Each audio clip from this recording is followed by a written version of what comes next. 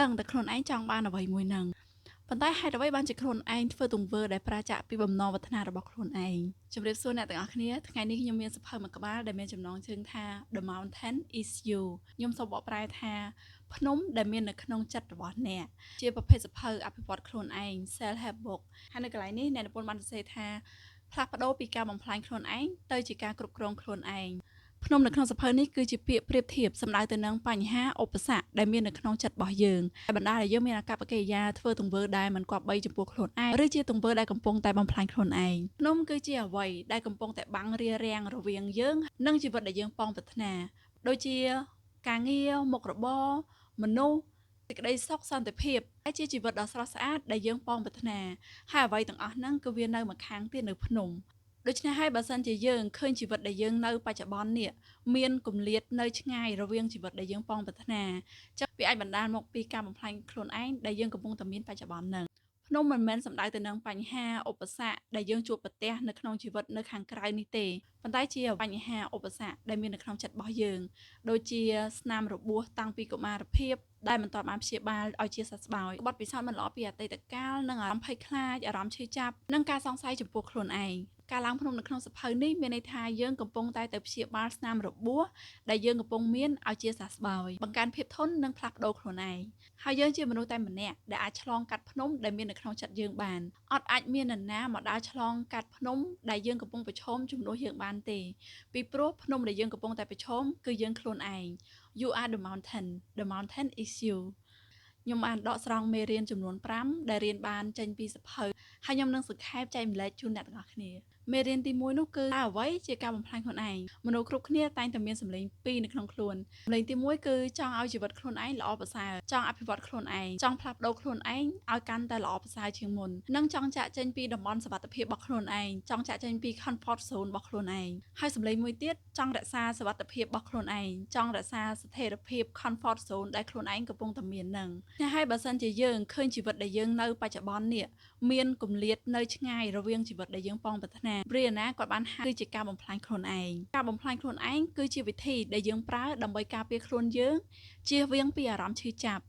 ់ឬភ័យខ្លាចដែលមាននៅក្នុងចិត្តរបស់យើងហើយវិធីមួយនេះគឺខួរក្បាលរបស់យើងប្រើដើម្បីការពារយើងពីអ្វីដែលយើងអត់ស្គាល់ពីអ្វីដែលយើងអត់ដឹងដូចជាការផ្លាស់ប្ដូរការអភិវឌ្ឍខ្លួនឯងគឺជាអ្វីដែលខួរក្បាលយើងអត់ស្គាល់អត់ដឹងថាបើសិនជាយើងចាប់ផ្ដើមផ្លាស់ប្ដូរខ្លួនឯងនឹងមានអ្វីកើតឡើងដូច្នេះខួរក្បាលយើងព្យាយាមការពារយើងពីភាពភ័យខ្លាចពីភាពអ្វីដែលយើងអត់ស្គាល់អត់ទាន់ដឹងនឹងឧទាហរណ៍ថាពេលយើងកំពុងចាប់ផ្ដើមចង់ធ្វើអ្វីថ្មីចង់សាកល្បងអ្វីថ្មីចិត្តមួយរបស់យើងចង់ធ្វើអាចិត្តមួយទៀតរបស់យើងនឹងប្រាប់យើងថាកុំធ្វើវាអត់សុវត្ថិភាពទេដឹងថាតើនឹងអាចមានរឿងអ្វីខ្លះកើតឡើងទេសារតែចិត្តយើងនឹងអត់ស្គាល់នៅក្នុងការផ្លាស់ប្ដូរនោះដូច្នេះសូមកុំស្អប់ខ្លួនឯងនៅពេលដែលយើងដឹងថាខ្លួនឯងកំពុងតែបំផ្លាញខ្លួនឯងតែត្រូវចាប់ផ្ដើមសម្គាល់ខ្លួនឯងចាប់ផ្ដើមស្ដាប់ខ្លួនឯងនិងសួរខ្លួនឯងថាតើខ្ញុំកំពុងការពារខ្លួនឯងពីអ្វីចំណុចមួយទៀតការបំផ្លាញខ្លួនឯងបណ្ដាលមកពីភាពភ័យខ្លាចដែលមិនសមហេតុផលឧទាហរណ៍ថាយើងអាចភ័យថាមនុស្សនឹងបោះបង់យើងចោលឬក៏ភ័យថាខ្លួនឯងមិនល្អគ្រប់គ្រាន់នឹងទទួលបានឱកាសល្អៗដូច្នេះយើងក៏បដិសេធឱកាសល្អៗដែលចូលមកក្នុងជីវិតឬក៏រត់ចេញពីអ្វីដែលយើងចង់បានព្រោះខ្លាចថាខ្លួនឯងនឹងឈឺចាប់ម្ដងទៀតដោយយើងអត់អាចកំណត់ហេតុផលច្បាស់លាស់បានដូច្នេះវាជាសញ្ញាដែលប្រាប់យើងថាមានភាពភ័យខ្លាចនៅក្នុងចិត្តរបស់យើងកំពុងតែទាមទារយើងឲ្យយកចិត្តទុកដាក់ចំពោះវាសូមយើងធ្វើអ្វីសន្សំយឺតស្ដាប់ខ្លួនឯងហើយប្រាប់ខ្លួនឯងថាមិនមែនយើងមិនល្អគ្រប់គ្រាន់មិនមែនយើងជាមនុស្សមិនល្អគ្រាន់តែយើងជាមនុស្សម្នាក់កំពុងតែរៀនស្រឡាញ់ខ្លួនឯងមួយទៀតការបំផ្លាញខ្លួនឯងដោយសារតែប្រព័ន្ធជំនឿដែលយើងមានអ្វីដែលអ្នកជឿអំពីជីវិតរបស់អ្នកនោះហើយជារឿងដែលអ្នកនឹងបង្កើតឲ្យខ្លាចជាការពិតនៅក្នុងជីវិតរបស់អ្នករៀនទី2គឺយើងបំផ្លាញខ្លួនឯងដោយសារតែយើងចង់ការពារខ្លួនឯងហើយនៅក្នុងចំណុចនេះនឹងរៀនអំពីសញ្ញានៃការបំផ្លាញខ្លួនឯងសញ្ញាទី1គឺ resistance អារម្មណ៍មិនចង់ធ្វើអារម្មណ៍មិនចង់ចាប់ផ្ដើមអារម្មណ៍គេចវេះរបៀបថាជាអារម្មណ៍តតាំងប្រឆាំងតវ៉ាពីអ្វីដែលយើងចង់បានប៉ុន្តែធ្វើផ្ទុយឧទាហរណ៍ថាយើងចង់បានសុខភាពល្អយើងចាប់ផ្ដើមញ៉ាំអាហារសុខភាពយើងទៅហាត់ប្រាណប៉ុន្តែបន្ទាប់ពីញ៉ាំអាហារសុខភាពប្រហែលពេលបន្ទាប់ពីហាត់ប្រាណយើងឃើញដឹកទង្វើរបស់ខ្លួនឯងប្រហែលម៉ោងក្រោយម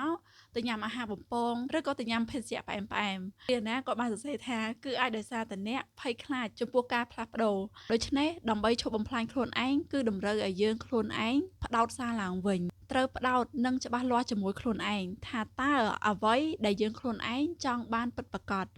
តើយើងចង់បានវានៅពេលណា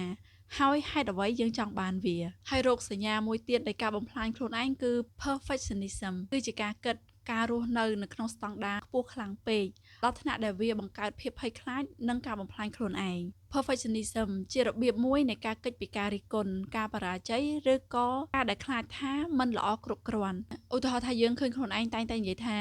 ខ្ញុំចង់ចាប់ផ្ដើមអាជីវកម្មថ្មីខ្ញុំចង់ចាប់ផ្ដើមថតវីដេអូប៉ុន្តែចាំឲ្យខ្លួនឯងប្រកែកនិយាយជាងនេះសិនចាំឲ្យខ្លួនឯងស្រក់គីឡូសិនចាំខ្លួនឯងស្អាតជាងនេះសិនចាំចេញមុខនៅក្នុងកាមេរ៉ាខ្ញុំធ្លាប់គិតអញ្ចឹងមួយខ្លួនឯងម្លងមកឡើងរាប់ឆ្នាំអនុញ្ញាតឲ្យខ្លួនឯងធ្វើចាប់ផ្ដើមធ្វើអ្វីដែលយើងចង់ធ្វើដែលយើងគិតថាយើងចង់ធ្វើយូរមកហើយអនុញ្ញាតឲ្យខ្លួនឯងបើកចិត្តទទួលយកការធ្វើខុសនិងកែលម្អអភិវឌ្ឍខ្លួនឯងនៅក្នុងដំណើរការដែលយើងធ្វើនោះហើយជឿថាខ្លួនឯងនឹងកាន់តែល្អប្រសើរចាំថាការរីកចម្រើនមានតម្លៃជាងភាពល្អឥតខ្ចោះសញ្ញាមួយទៀតគឺ being busy រវល់ខ្លាំងរវល់សឹងតែអត់មានពេលដកដង្ហើមការរវល់ពេកវាអាចជារបៀបដែលយើងកំពុងតែរត់គេចពីខ្លួនឯងមនុស្សជាច្រើនប្រើភាពរវល់ដើម្បីលាក់អារម្មណ៍ឈឺចាប់ឬបញ្ហាដែលពួកគេមិនចង់ប្រឈមមុខពួកគេចង់ឲ្យខ្លួនឯងមានអារម្មណ៍ថាខ្លួនឯងសំខាន់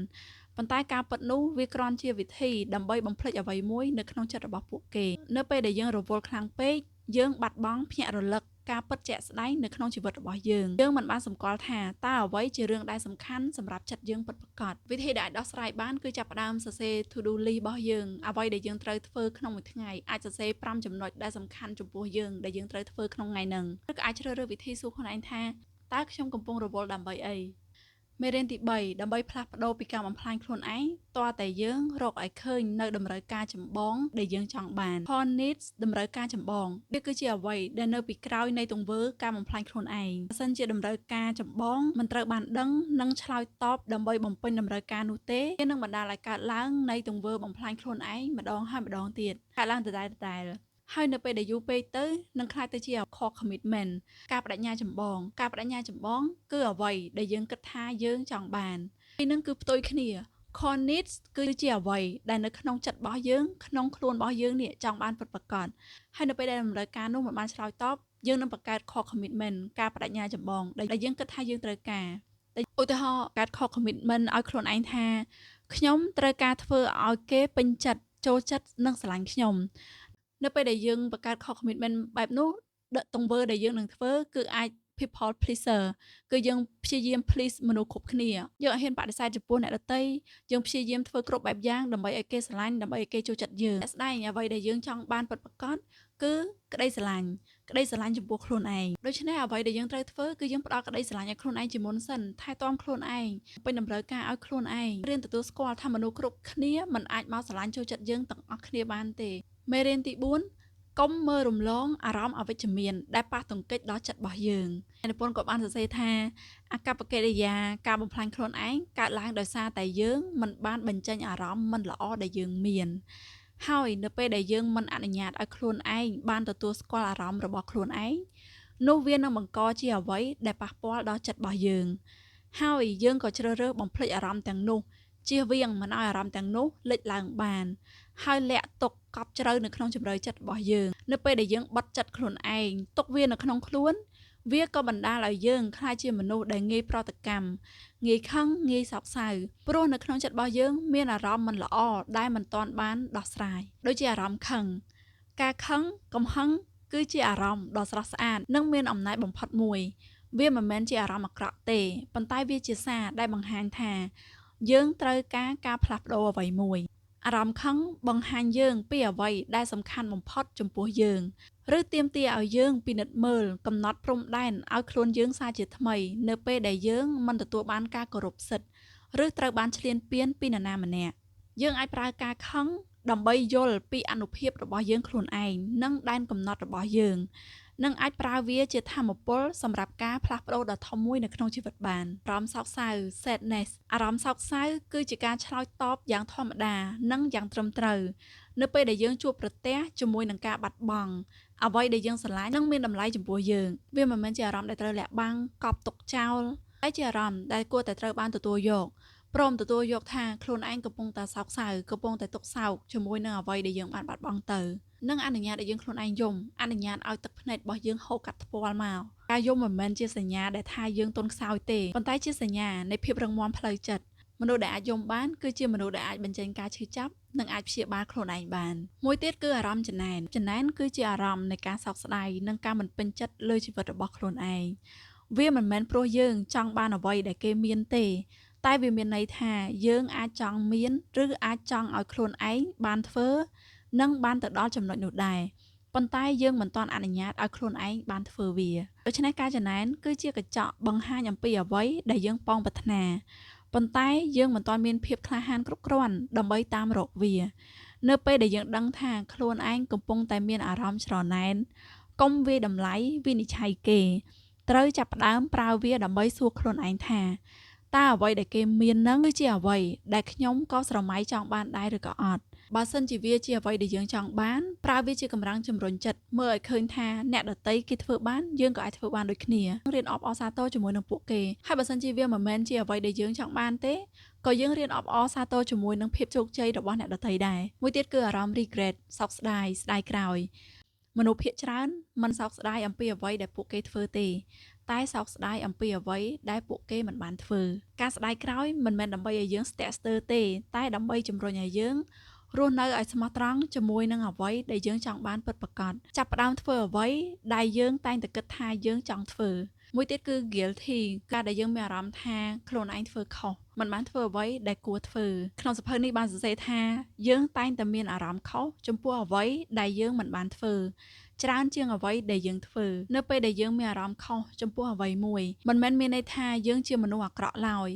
តែដោយសារតែយើងជាមនុស្សដែលមានមនសិការមានសមត្ថភាពយល់ដឹងពីអារម្មណ៍ខ្លួនឯងនិងអ្នកដទៃនិងមានក្តីស្រឡាញ់អារម្មណ៍ខុសគឺទាមទារឲ្យយើងយកចិត្តទុកដាក់ពិនិត្យមើលខ្លួនឯងតើយើងកំពុងមានអារម្មណ៍ខុសចំពោះអ្វី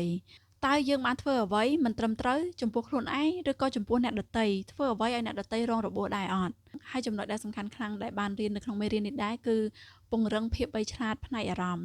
building emotional intelligence ភាពវៃឆ្លាតផ្នែកអារម្មណ៍គឺជាសមត្ថភាពនៃការស្គាល់ការយល់ដឹងការគ្រប់គ្រងនិងការឆ្លើយតបចំពោះអារម្មណ៍ខ្លួនឯងនិងអ្នកដទៃនៅពេលដែលមនុស្សមានភាពវៃឆ្លាតផ្នែកអារម្មណ៍សុខភាពផ្លូវចិត្តនៅក្នុងជីវិតរបស់ពួកគេក៏កាន់តែល្អមានទំនាក់ទំនងល្អនិងជួយឲ្យខ្លួនឯងបានស្គាល់ពីអារម្មណ៍របស់ខ្លួនឯងច្បាស់ដើម្បីពង្រឹងភាពវៃឆ្លាតផ្នែកអារម្មណ៍ចំណុចទី1គឺការព្រមទទួលស្គាល់អារម្មណ៍របស់ខ្លួនឯងកំណត់ដាក់ឈ្មោះឲ្យអារម្មណ៍របស់ខ្លួនឯងច្បាស់លាស់កុំវិនិច្ឆ័យអារម្មណ៍ខ្លួនឯងគ្រាន់តែសរសេរវាចុះមកថាខ្ញុំកំពុងភ័យខ្ញុំមានអារម្មណ៍ភ័យខ្ញុំមានអារម្មណ៍ខ្លាចឬក៏ខ្ញុំកំពុងមានអារម្មណ៍តានតឹងនិងចំណុចទី2មូលហេតុធំនៃការបំផ្លាញខ្លួនឯងគឺដោយសារតែយើងមិនបានបំភ្លឺពីអារម្មណ៍ខ្លួនឯងនៅពេលដែលមានអារម្មណ៍បែបណាក៏ដោយកើតឡើងសួរខ្លួនឯងថាតើអារម្មណ៍មួយហ្នឹងកំពុងការពារខ្ញុំពីអីតើអ្វីជាបញ្ហាដែលក្នុងខ្លួនខ្ញុំកំពុងតែមានគំនិតណាការជឿបែបណារឿងមួយណាដែលខ្ញុំតែងតែខ្លាចដោយមិនដឹងខ្លួនឧទាហរណ៍ថានៅពេលដែលយើងឃើញខ្លួនឯងថាយើងខ្លាចក្នុងការសាកល្បងធ្វើអ្វីមួយថ្មីយើងពជាពេលក្នុងការធ្វើកិច្ចការងាររបស់យើងទោះខ្លួនឯងថាតើយើងកំពុងតែការពារខ្លួនឯងពីអ្វីឲ្យពិតប្រាកដហើយចំណុចមួយទៀតគឺសមត្ថភាពគ្រប់គ្រងអារម្មណ៍នៅក្នុងសៀវភៅនេះ Brianna Weiss គាត់បាននិយាយថាអារម្មណ៍ដែលមានវាគ្រាន់តែជាព័ត៌មានមនុស្សដែលមាន EI ខ្ពស់មិនរត់គេចពីអារម្មណ៍មិនកប់វាមិនឲ្យវាគ្រប់គ្រងជីវិតបានតែពួកគេស្ដាប់សម្គាល់ពីអារម្មណ៍របស់ខ្លួនឯងហើយប្រើវាដើម្បីធ្វើសេចក្តីសម្រេចចិត្តដ៏ល្អប្រសើរឧទាហរណ៍ថាអារម្មណ៍ភ័យនៅពេលដែលយើងភ័យក្នុងការឡើងធ្វើបទបង្ហាញភ័យក្នុងការចាប់ផ្ដើមធ្វើអាជីវកម្មដូច្នេះវាគឺជាព័ត៌មានដែលបង្ហាញប្រាប់យើងថាយើងត្រូវរៀបចំខ្លួនឲ្យបានល្អហើយជឿទុកចិត្តលើខ្លួនឯងមេរៀនចុងក្រោយចំណុចទី5ជំហាននៃការផ្លាស់ប្ដូរមូលហេតុដែលយើងជាប់គាំងនៅក្នុងជីវិតដែលធ្វើឲ្យយើងអត់មានការផ្លាស់ប្ដូរគឺដោយសារតែយើងរងចាំពេលវេលាដ៏ល្អប្រសើរយើងរងចាំពេលវេលាច្បាស់លាស់មកដល់ចាំយើងផ្លាស់ប្ដូរ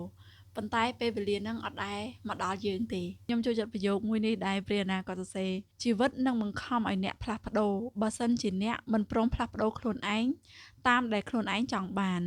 នៅពេលដែលជីវិតធ្លាក់ដល់បានគឺជាពេលដែលជីវិតបង្ខំឲ្យអ្នកផ្លាស់ប្ដូរខ្លួនឯងហើយមិនត្រូវរងចាំដល់ជីវិតធ្លាក់ដល់បាតទេ